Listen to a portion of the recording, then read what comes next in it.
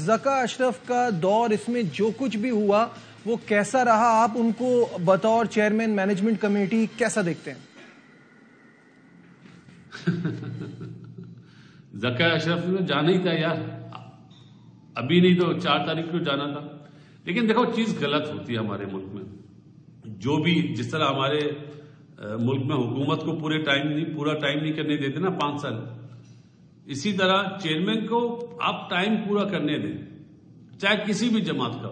आप देखिए, रमीज भाई आए, रमीज भाई को हटाया, फिर सेठी साहब आए, सेठी साहब को हटाया। ज़का साहब ने हटवाया था वैसे तो सेठी साहब को, और ज़का साहब आए, उनके साथ भी वही हुआ, आईपीसी मिनिस्ट्री।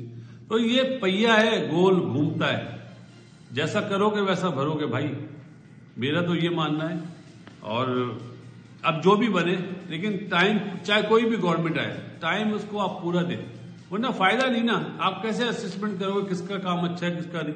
लेकिन ज़का साहब का नाम इसलिए इस वक्त खराब हुआ कि जो उन्होंने सियासी भर्तियां करी ना, कोचेस के अलावा कह रहा हूं, सिलेक्टर और कोचेस के अलावा जो बोर्ड में लोग आए, वो अगर पता चल जाए लोगों को तो लोग हैरान हो जाए कि वो एक जगह कहीं और भी जॉब कर रहे हैं और पीसीबी में भी रख लिया उन्हें। तो ऐसा नहीं होना चाहिए। मुल्क का नुकसान हुआ ना, फायदा क्या हुआ? हमने तो ये भी सुना कि उनका जो बेटा है वो ऑर्डर पास करता है, मैंने सुना है। लेकिन मेरा ख्याल है कि ज़का साहब पहले भी रह चुके हैं 2012-13 में। उस तरह उन्होंने वो काम नहीं किया जिस तरह उस टाइम पर काम किया था। सीधी सी बात है, उनके साथ दाएं बाएं जो लोग हैं ना, जो इंग्लैंड से भी आए हुए 1-2 और जो मशवरे दे रहे थे, वो लोग ही गलत थे। ठीक है, मूविंग ऑन।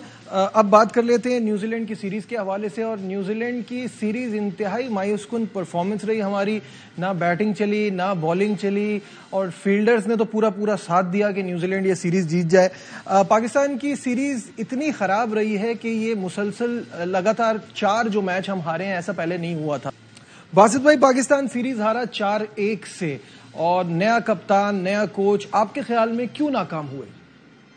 कप्तान और कोच क्यों नाकाम हुए? देखो, ऑस्ट्रेलिया टूर तो कभी भी आसान नहीं होता, और न्यूजीलैंड टूर भी कभी भी आसान नहीं होता।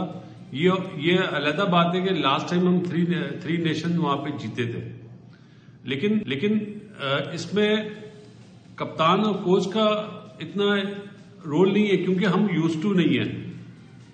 हमारी जो सबसे बड़ी प्रॉब्लम है ना, अब मैं इस तरह नाम लेता हूं, सलमान अली आगा हो गया या सऊद शकील हो गया, उनका जब डेब्यू हुआ तो हमारी होम सीरीज में हुआ था। सऊद का वनडे का डेब्यू इंग्लैंड में हुआ था, मैं टेस्ट मैच की बात कर रहा हूं। और दोनों जब ऑस्ट्रेलिया गए तो सऊद से अनफॉर्चुनेटली रन नहीं हो पाए, और आगा वहां पे अच्छा परफॉर्म करा, बॉलिंग में भी और बैटिंग में भी। तो आप कह सकते हैं कि थोड़ा सा टाइम देना पड़ेगा हमें। ज्यादा जो हमारे नए लड़के हैं ना, उनका डेब्यू एशियन कंडीशन में कराना चाहिए बनिस्बत साउथ अफ्रीका, इंग्लैंड या ऑस्ट्रेलिया या न्यूजीलैंड। जहां तक बात है कोचिंग डिपार्टमेंट की, तो बैटिंग कोच तो ऑस्ट्रेलिया नहीं था ना भाई, किसने रखा उसको? और जहां तक बात है हफीज की, मेरी नजर में तो हफीज हेड कोच भी था डायरेक्टर के साथ साथ, उसका भी पहला ही असाइनमेंट है ना। खेलना आसान है, कोचिंग करना इतना आसान नहीं है, उसको अभी टाइम लगेगा।